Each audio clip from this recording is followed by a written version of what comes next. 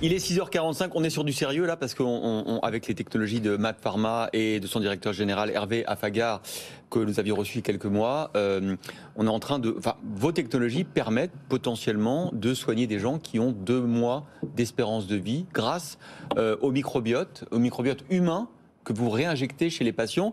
Et Laure le disait, étape importante, c'est que pour la première fois, la FDA américaine vient de autoriser la mise sur marché, pas d'un de vos produits, mais d'un produit équivalent d'une autre entreprise. Ça ouvre la voie à ces thérapies.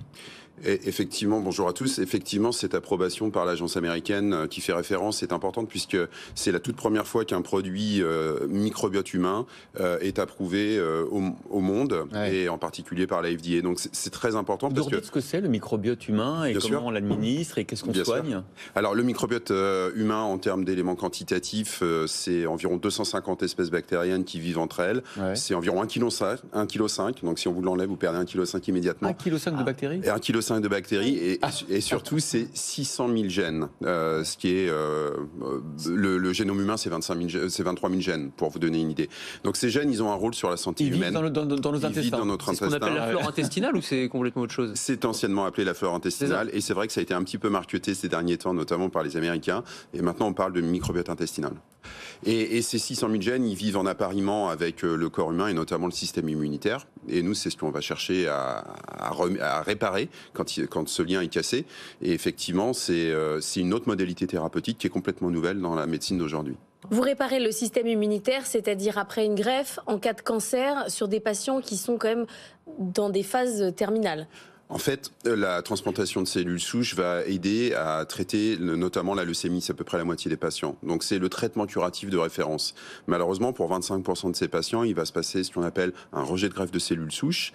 Et pour ces patients qui ont déjà reçu plusieurs lignes de traitement, nous, on va venir sur ces patients-là. Et effectivement, ces patients, comme on le disait juste à l'instant, ont une survie à 2 mois d'environ 20%. Donc c'est vraiment la fin. On est dans un état quasiment compassionnel et nos traitements sont porteurs d'espoir et on a encore présenté des belles dates récemment. Oui, c'est ça. En fait, vous récupérez des bactéries, c'est ça, et ensuite, qu'est-ce qu'on en fait ? Alors, les bactéries, on va les travailler. On a tout un process pour notamment favoriser certaines espèces bactériennes, parce qu'effectivement, on va les récupérer sur un don humain, un individu qu'on a sélectionné, et on va le doit être compatible ou pas forcément ? Alors, c'est une bonne question. Nous, en fait, pour augmenter la compatibilité, on va faire des mélanges qu'on peut penser avec des moyens d'intelligence artificielle, d'ailleurs, pour augmenter la compatibilité. Un peu comme il y a aussi des soucis de compatibilité. Quand on fait une greffe de cellules souches, on peut imaginer ici que c'est le même cas. Donc, on a tout un tas d'outils pour justement travailler sur ces sujets-là. Et on va le réadministrer au patient une fois qu'il est résistant à ces lignes de traitement. Et on a aujourd'hui traité plus de 200 patients, à la fois dans nos essais cliniques et dans un programme dit d'accès compassionnel en Europe. Et on a des données qui sont très très encourageantes puisqu'on a un impact direct sur la survie à 1 an des patients. Ah oui. On voit qu'on améliore significativement, très significativement la survie à 1 an. Est-ce qu'il y a une différence, parce qu'on parle beaucoup, c'est du marketing aussi aujourd'hui, à tout ce qui est probiotique que les gens prennent comme complément alimentaire. Est-ce que c'est la même chose ? Ça n'a rien à voir ? Non, en fait, ce sont des bactéries, c'est le point commun. Par contre, les bactéries qu'on va acheter en pharmacie, ça va être d'origine lactique, d'origine végétale. Ouais. Ce sont des choses qui... le bifidus, par exemple, que tout le monde connaît bien, on en prend, on en a, ça fait du bien, et puis après, je dirais, ça passe. Ouais. Là, ici, il s'agit de bactéries commensales, c'est-à-dire qui viennent du corps humain, et donc elles vont venir coloniser l'individu et refaire tout ce travail de réparation de la flore intestinale, je dirais, de manière beaucoup plus proche que les bactéries.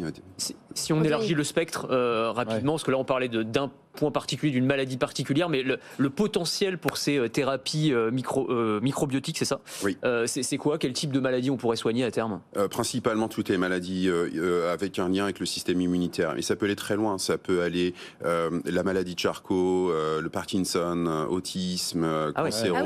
Ah oui. C'est très large. En fait, aujourd'hui, il y a à peu près 25% de la population mondiale qui montre une altération de son microbiote intestinal. Et si vous prenez par exemple la population des obèses, malheureusement, c'est 75%.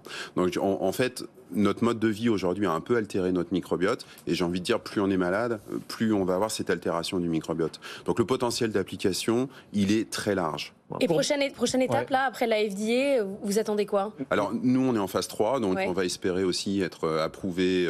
Notre essai est en cours, on devrait le terminer fin 2024. Vous allez commencer par être approuvé par la FDA ou par les autorités européennes? Nous, on a commencé par les autorités européennes. En tant que société française, on a commencé par les autorités européennes. Et ça, vous attendez ça pour l'année prochaine?